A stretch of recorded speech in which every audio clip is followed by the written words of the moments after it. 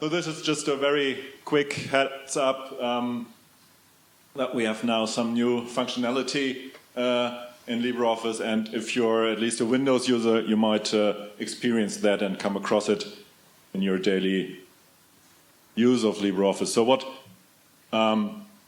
happened is that we implemented some fully automatic update mechanism because many of the users out there either don't get the memo that there's a new update they could install, or they're so too lazy to do that, or whatever. They're scared that the new update might be worse than the old update, which might of course be true 50% of the time, or the other 50% of the time. And you actually installing the update would save them from whatever harm some exploit in the old version could give you. So net benefit is that probably it's a good idea to auto-update. There's code for Mozilla that does that. We are reusing that. Originally, a couple of years ago, Moggy started that and then left it some incomplete state. And so we picked it up earlier this year, I think, and then got it into production. For now, it's Windows only, or we could extend it to other platforms, in principle at least. We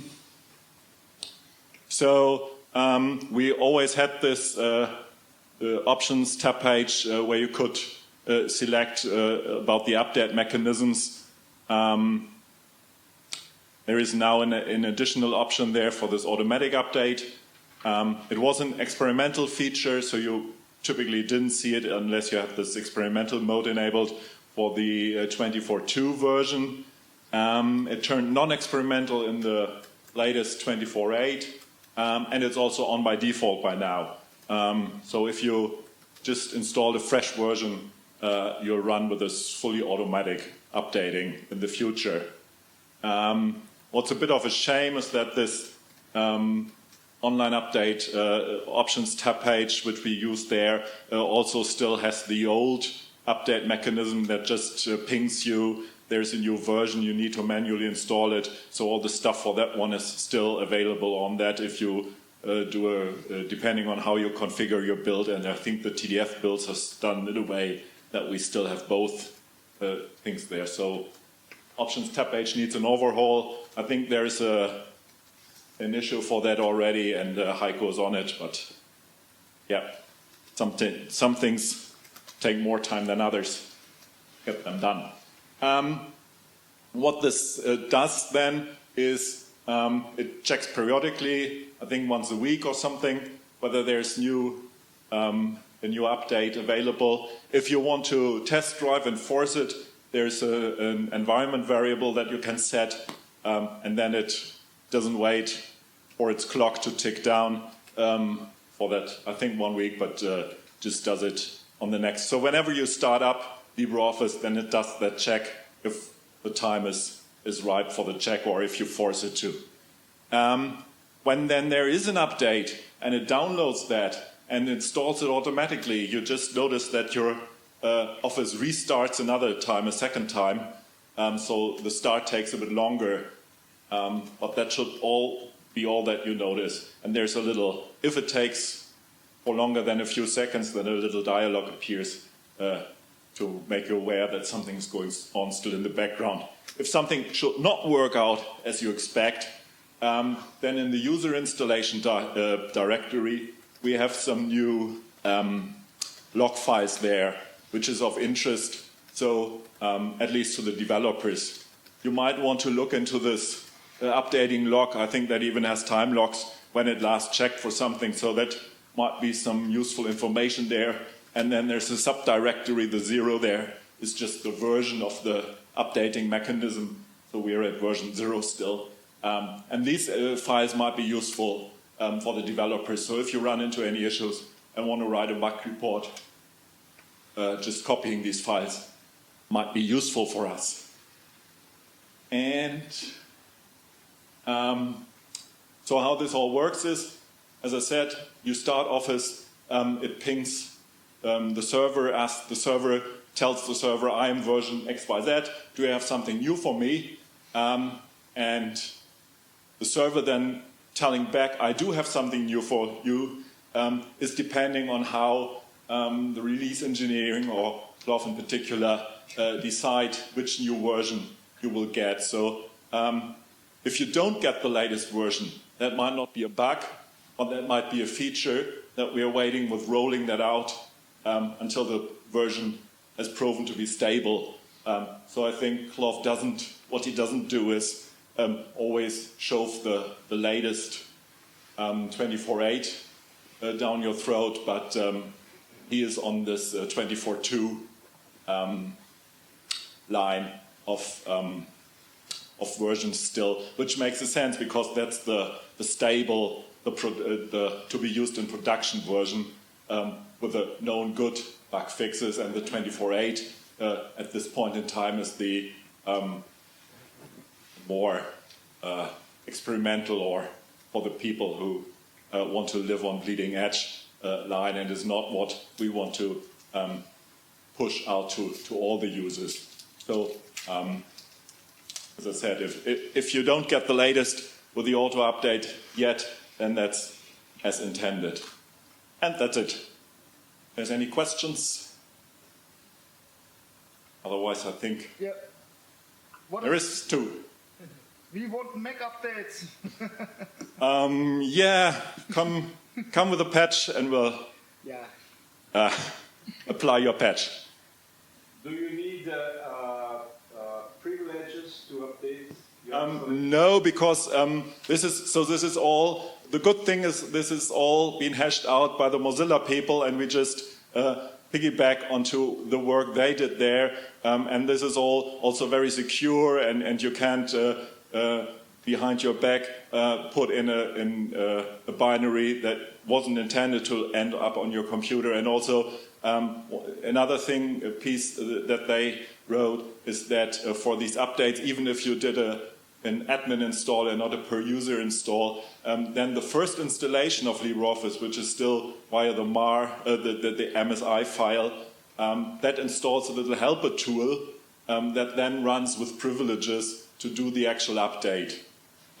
So this, as I said, usually you don't notice anything about this update. Even if you do a non-per user installation, it will all happen automatically, thanks to the great work done by Mozilla people for us. Is this going to switch such as 24.8 to 25.2, or you have to do it manually? Yeah, that's questions of how we implement that on the server side. So, and the plan is, of course, to always move forward. So once we do auto updates for the 24.8, and then the 25.2 becomes the stable version, because we're already at the experimental version is already at 25.8. By that time, of course, anybody who's still on 24.8 happens to be still on that version will then upgrade to 25.2 to the by then stable version. Yeah, that's the plans. Will the user get informed that there was an update? Yeah, as I said, there's a little dialogue telling you that update is in progress. There's also an option in the original Mozilla work that there is you can send with the update a URL that will then just open in the browser. And that does work. I think the versions that Clough did don't have any. So this is optional, and we can either do that or don't. And I think we don't at the moment, but I'm not yet not exactly sure. Clough is not in the audience, no. So, but yeah, that is another clue then to the user, and where we can advertise and maybe even ask for further donations, because they do not then get to the new download and donation page. Did you some tests or preparations for peaks in downloads? Because if you switch on the server side, everybody will get the ping now. No, I at least didn't. So I threw it over the wall to Clough and then said, Have fun. it's your issue now. But yes, the question is significant because these updates are being mirrored in other servers. So the hard-coded URL in there is to this generic LibreOffice.org page, from where it then redirects to somewhere else. And so we could probably put some redistribution, some mirroring behind that. I'm not sure about the infrastructure side of this thing, so I did. Even with this mirror, there will be peaks, tiny peaks, which will be interesting to see how that works. Yeah, but not everybody restarts at the same moment. So. And, question, if I switch my computer in the morning and there is an update, is the update being downloaded and I am frozen for the moment, or?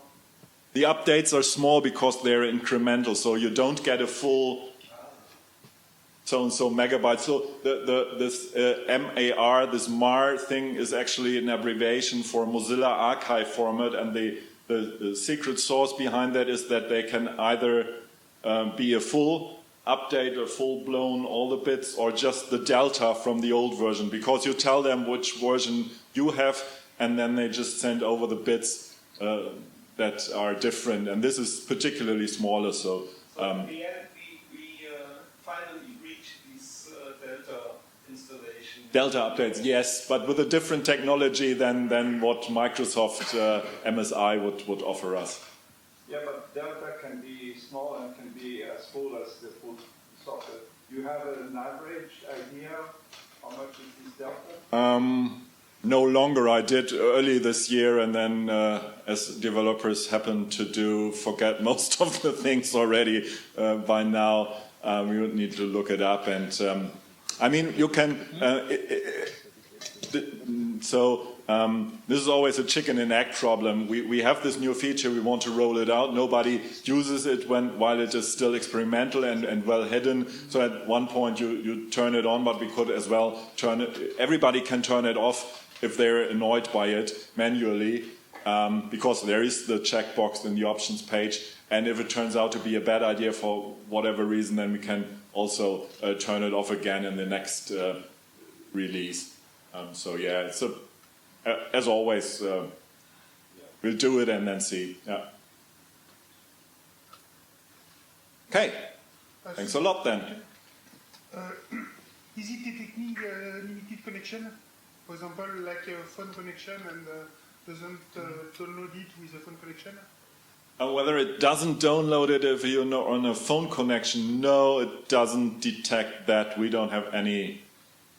So we don't have any checks in there how well your connection is. Yeah, that would be one potential improvement. Yes?